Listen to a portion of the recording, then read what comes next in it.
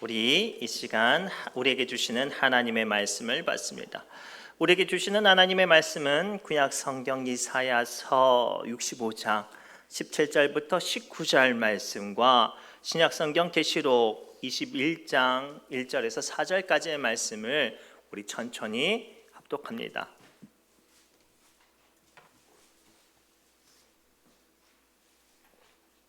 먼저 구약 성경 이사야서 65장 17절부터 19절까지 말씀을 우리 한 마음과 한 목소리로 천천히 합독하겠습니다.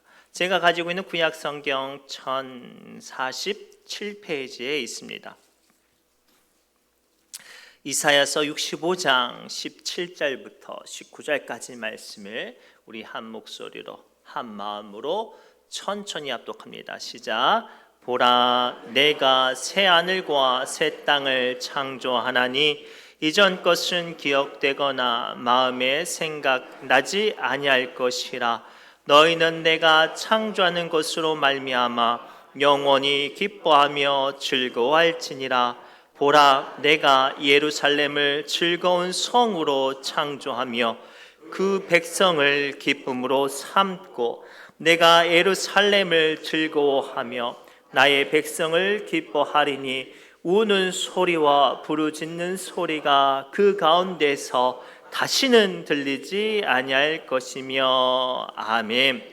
또한 이어서 신약성경 계시록 요한계시록 21장 1절에서 4절까지 말씀을 우리 천천히 합독합니다. 제가 가지고 있는 신약성경 420페이지에 있습니다. 요한계시록 21장 1절에서 4절까지의 말씀을 우리 천천히 합독합니다.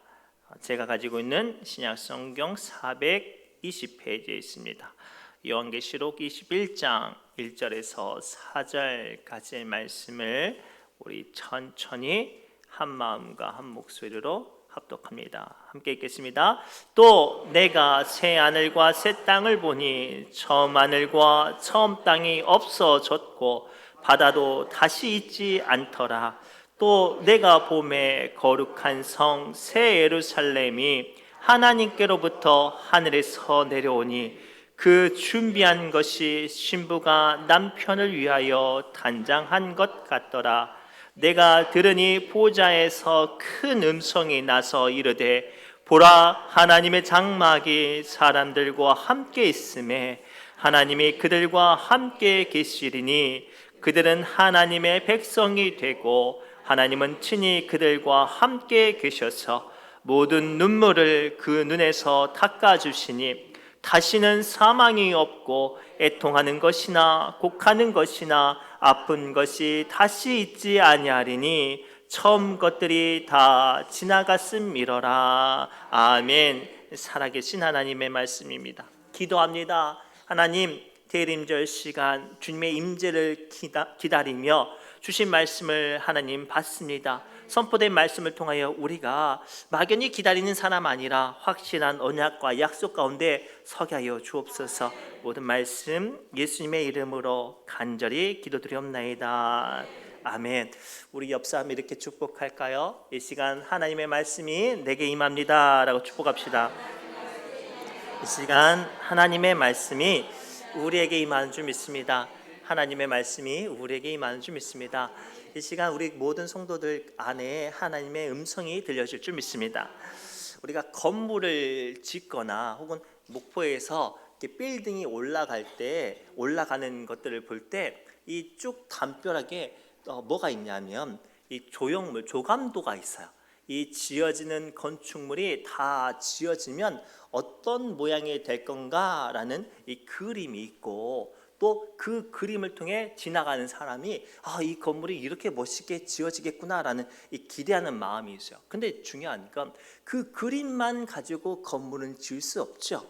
그 건물이 지어지기 위해서는 구체적인 설계도가 또 필요합니다. 오늘 말씀을 통해 상당수의 많은 사람들은 믿음의 소망을 갖고 꿈을 갖습니다. 그러나 이 믿음의 소망 가지고는 우리의 어떤 기대와 어떤 간절한 간구가 이루어지기는 어렵죠. 하나님이 주신 언약을 토대로, 하나님이 주신 말씀을 기초로 우리의 꿈과 소망과 기도가 이루어지는 줄 믿습니다. 오늘 우리는 대림절 시간을 통해 기다림에 대한 묵상을 계속하고 있어요. 그렇다면 도대체 우리는 무엇을 기다리는가?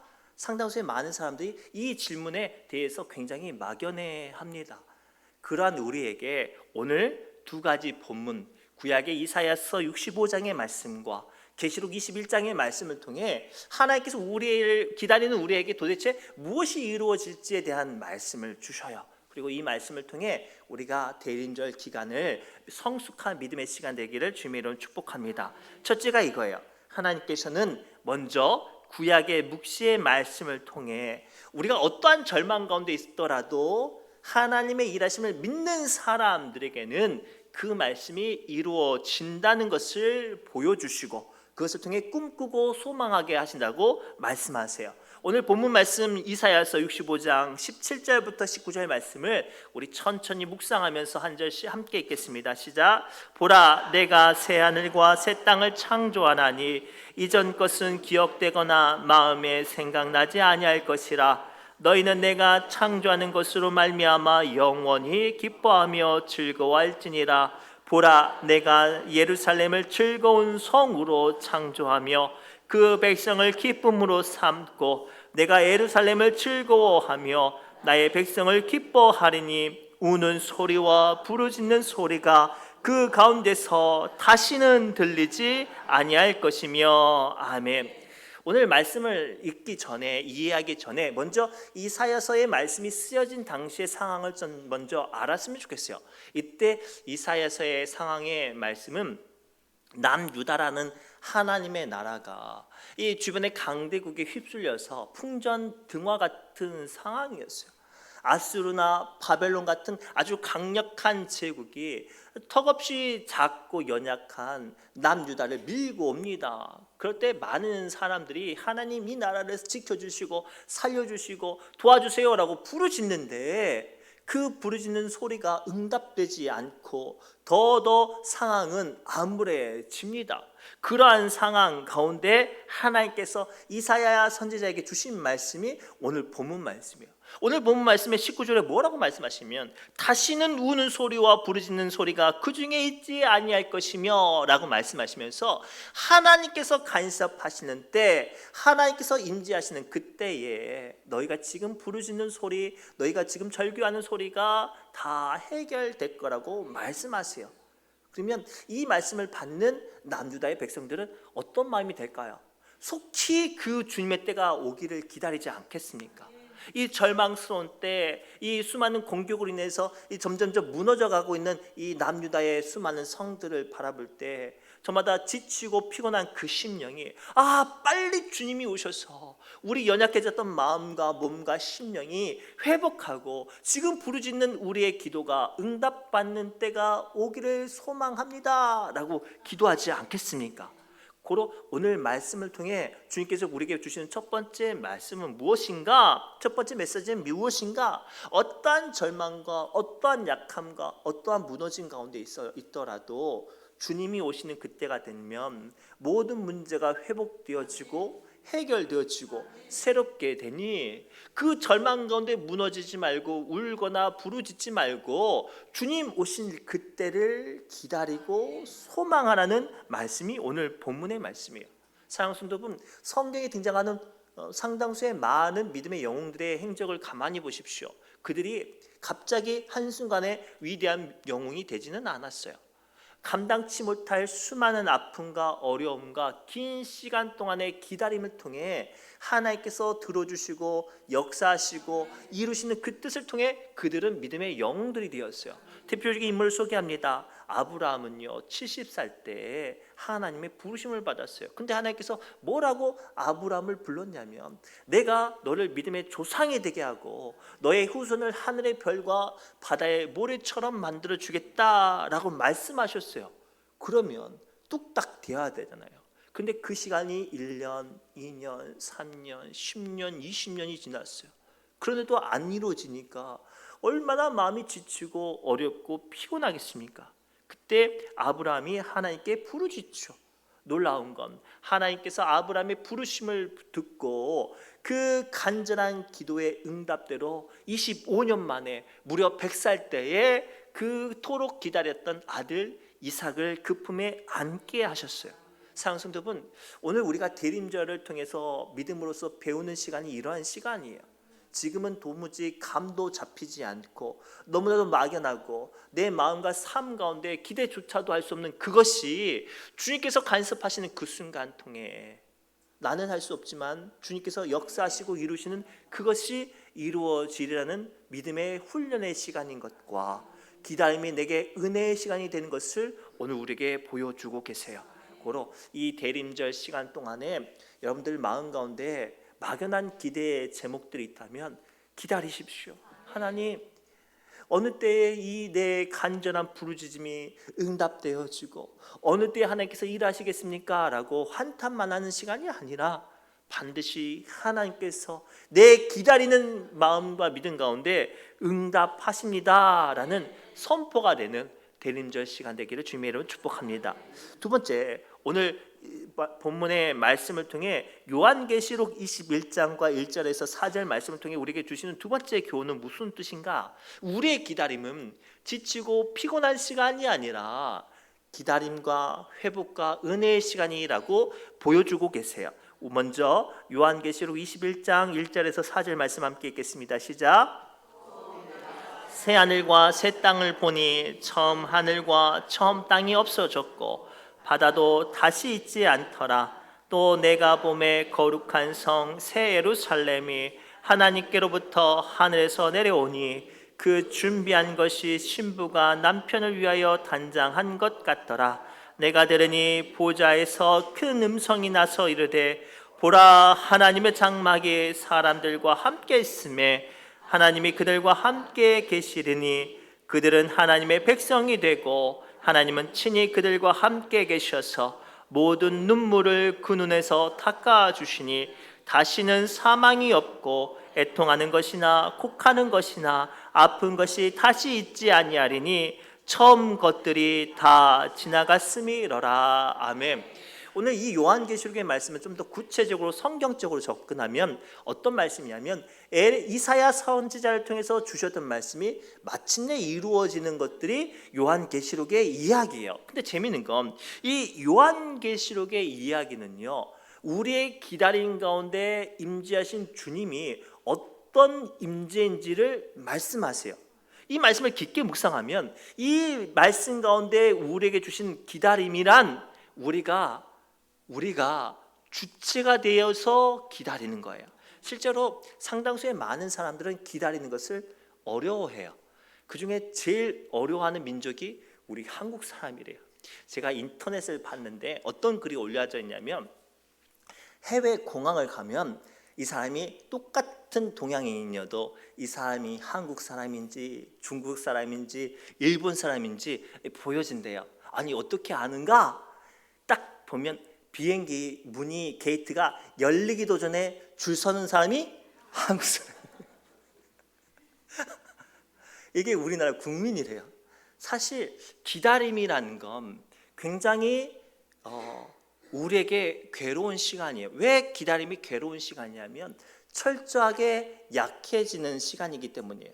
병원에서 기다리거나 내 자녀가 좋은 대학교나 좋은 직장에 취직하거나 또는 내가 간절히 원하는 주택 청약이나 또는 나의 소망과 어떤 문제가 해결되기 위해서 은행에서 번호표를 뽑고 기다리는 모든 시간을 가만히 생각해 보세요. 내가 주체가 아니에요. 철저하게 을의 입장으로 끌려다녀야 해요. 그래서 세상의 기다림은 괴롭고 고통스럽고 치욕스러운 거예요. 이 얼마나 기다림의 시간이 무기력하고 처절한지 몰라요. 그래서 사람들은 기다림의 시간을 싫어하고 괴로워해요. 그런데요, 오늘 요한계시록 21장 1절과 4절 말씀을 통해 대림절의 기다림은 우리가 알았던 기다림과 좀 달라요. 대림절의 기다림의 주인공은 우리이기 때문이에요. 요한계시록 21장 1절에서 4절 말씀을 가만히 보니까요, 이 예수님께서 이 땅에 오셨을 때 이 땅에 오시는 이유가 누구예요? 기다리는 사람이에요. 기다리는 사람을 위해서 주님이 오시는데, 그 단장한 것이 신랑을 위해 신부가 꾸며놓은 것 같더라 라고 말을 하는 거예요. 제가 지난 주간에 한 이제 결혼을 앞둔 예비 그 형제 자매를 만난 적이 있어요. 이런 저런 이야기하는데 한 3달 정도 남았는데 결혼 준비를 잘 하고 있느냐, 뭐 내가 알기로는 여자분들 같은 경우는 준비할 게 많다더라. 그랬더니 그런 이야기를 하는 거예요. 그렇지 않아도 준비할 게 너무 많다고, 드레스도 준비하고 뭐 이렇게 여러 가지도 준비하는데 가장 중요한 게 뭐냐면 요즘엔 그런 게 있더라고요. 결혼식을 앞두면 한 달 정도 집중 케어를 받는데요. 피부 케어도 받고 마사지도 받고, 막 화장이 잘 먹어야 되니까 한 달 전부터 관리를 받아야, 준비를 받아야 신부 화장이 잘 먹는데요. 또 드레스가 예쁘게 잘 맞게끔 체형을 이렇게 교정을 해준대요. 그래서 제가 속으로 이 결혼식도 진짜 힘들겠구나라는 생각을 했어요. 오늘 본문의 요한계시록 말씀을 가만히 보니까 우리의 기다림은, 이 대림절의 기다림과 주님이 마지막 때 오시는 이 기다림은 세상의 기다림과 다른 거예요.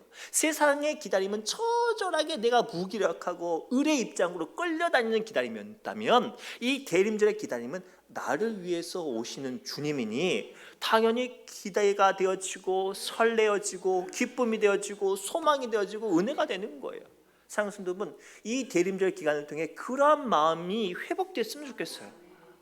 그러한 믿음들이 회복됐으면 좋겠어요. 그저 막연히, 그저 남들이 그냥 그 자리에 앉아 있으니 나도 어쩔 수 없이 그 자리에 있습니다 라는 기다림은 무너질 수밖에 없어요. 그 기다림은 지루할 수밖에 없어요. 저는 이 대림절의 기다림이 여러분들에게 위로의 시간 됐으면 좋겠어요. 여러분들이 주인공이 되었으면 좋겠어요. 여러분들 마음 가운데 말씀하시고 역사하시고 어루만지시고 치유하시는 주님이 임재하시는 시간이 됐으면 좋겠어요. 그러면 얼마나 기다리고 얼마나 설레겠어요. 제가 중학교 때 사춘기가 한참 많이 이렇게 오잖아요. 중학교 때 제 친구랑 학생의 교회 예배를 너무나도 열심히 들었던 기억이 나요. 근데 그 친구가 왜 그렇게 열심히 교회를 다녔는가? 가만히 보니까 그 교회 반주하는 피아노 친 누나를 짝사랑한 거예요. 그래서 나는 교회 가기 싫어 죽겠구만. 아침 일찍 와가지고 야 교회 가자 교회 가자 이러는 거예요. 왜냐하면 교회 가면 그 누나를 만날 수 있으니까 이 친구가 일주일 내내 뭐를 기다려요? 예배를 기다려요. 그때는요, 학생의 예배가요, 어른들 예배가 11시인데 학생의 예배는 9시예요. 얼마나 피곤해요. 힘들어요. 근데도 불구하고 막 8시부터 집에 와가지고 문을 두들기고 가자 그러는 거예요. 왜요? 그 기다림이 설렘이 되니까. 저는 우리 믿음의 사람들의 기다림이 이와 같아요. 예배의 기다림과 사명의 기다림과, 크게는 이 대림절의 기다림과, 더 크게는 이 마지막 때의 주님의 오심의 기다림이 그런 시간이 됐으면 좋겠어요. 지금 지치고 피곤할수록 더욱더 주님의 기다림과 임재를 사모하며 여러분들 기다림의 모든 시간이 은혜요, 기쁨이요, 간절함이 되시기를 주님의 이름으로 축복합니다. 마지막으로요, 이 예언의 말씀들을 통해 발견하는 대림절의 마지막 메시지는요, 그 기다림에는 반드시 만남이 있는데, 그 만남은 세상에 비하게 할 수 없는 놀라운 가치로 우리에게 임한다고 말씀하세요. 우리 계시록 21장 3절에서 5절 말씀을 이 3번역으로 말씀을 함께 읽겠습니다. 시작.